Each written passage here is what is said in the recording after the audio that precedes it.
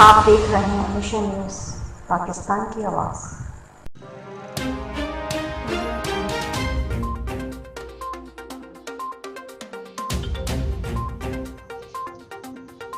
MPa Malak Shahzad Awan ने अवाम से किया हुआ वादा पूरा कर दिखाया। बल्दिया टाउन एहतियात टाउन खैबर चौक अंसारी मोहल्ले में पानी की 8 इंच चौड़ी 2000 फीट लंबी लाइन बिछाकर अवाम का दरीना मसला हल कर दिया। एडवोकेट साहब के कोऑर्डिनेटर सलाउद्दीन, उनके साथ आए हुए और दीगर मेहमान, आप सबको दिल की गहराइयों से सलाम पेश करता हूँ।